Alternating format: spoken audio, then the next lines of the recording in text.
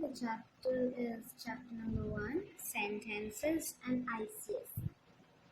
So, what is a sentence?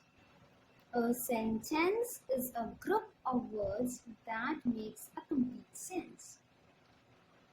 So, a group of words that makes also a complete sense. So, here are some examples. Melodious her is voice very. Here, it is a group of words, but is it making a complete sense? No, it is not at all making a complete sense. So, the next is her voice is very melodious. So, this is also a group of words and it is also making a complete sense. So, yes, we can categorize the second one as a sentence, as it is making a complete sense and also it is a group of words. Then the next is, what are the elements that a sentence should have? It should have a verb, like here it is. Then it should have its beginning should be with capital letter. Then it should have subject and predicate, like subject is her and the rest is predicate, means it is having subject and predicate also. And it should end with full stop, question mark or exclamatory sign. So it is also ending with a full stop, as it's an assertive sentence. Now the next topic is the phrase. So the phrase is a group of words that makes a sense, but not a complete sense, means it should have some sense but not complete. For example, these two are the examples of proper phrase. In spite of last month. Here they are telling us something but not clearly what we are talking about. Right? Then the next is, all group of words are not phrases. Then how to recognize that which is a phrase? So, school study. So, it is not a phrase and a good girl is a phrase. How? As mentioned in the definition of phrase, that it should make a sense but not complete, means some sense should be there while we speak phrase. Here a good girl, we are having a sense, we are getting that what is there in this phrase. But school study, we are not getting any point. Is parts of sentences. So sentences is basically divided into two parts, that is subject and predicate. What is a subject then? Who or what the sentence is about, and predicate, something about the subject. Here example is Nana is very gorgeous. Here Nana is a subject. As we are talking in this sentence is about, we're talking about Nana in this sentence, and a subject is of who or what the sentence is about. So sentence is about Nana. So Nana here is the subject and the rest is the predicate, as a predicate is something about the subject. So about Nana, what is about Nana? That she is very gorgeous. So this is a predicate. Then a verb is an essential part of a sentence and is a part of predicate, means a predicate contains a verb. Here is, right? So it's necessary that a predicate should contain a verb also.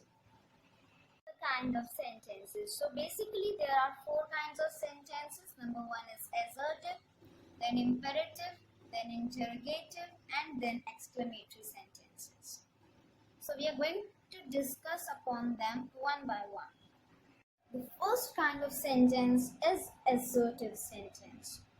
So assertive sentences are the sentences that state or declare something, are called assertive or declarative sentence. Assertive sentences are also known as declarative sentence. Now, for example, the dog is sleeping. So this is an example of an assertive sentence. Now, assertive sentence is also divided into two parts, that is affirmative and negative. The dog is sleeping is an example of affirmative sentence, and the dog is not sleeping is an example of negative sentence. Affirmative, we can also call it as a positive sentence. As we have added not, then we have made the sentence as a negative sentence.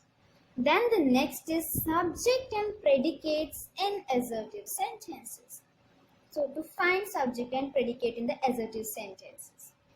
So the sentence is she is playing in the garden.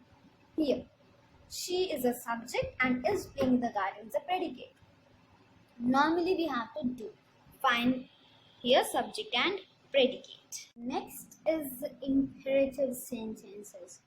So sentences that give orders, make requests, or offer advice are called imperative sentences. Like, go there. This is an order. So it comes into the category of imperative sentences, such that please go there. So this is a request we are making, and that also comes into the category of imperative sentence. Now to find subject and predicate in imperative sentence,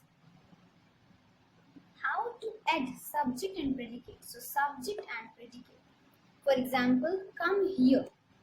So we have to imply you. Like you come here. So come here is full. Come here is predicate and you is subject here.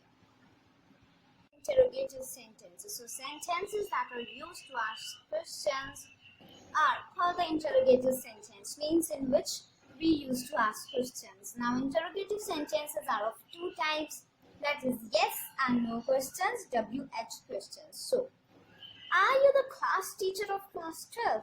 So here this is an example of yes and no question, as the person from whom we are asking this question will only give the answer in yes or no. Like yes, I am the class teacher of class 12, or no, I am not the class teacher of class 12. Then the other example, that is what are you looking for, is an example of WH question, like what are you looking for? Here we will give, the person will give a brief answer like I am looking for this or that. Then to find the subject and predicate in the interrogative sentences, like what are you doing? So here you is here as subject, and what are and doing is the predicate of this interrogative sentence. And remember that interrogative sentence is always ends with a question mark.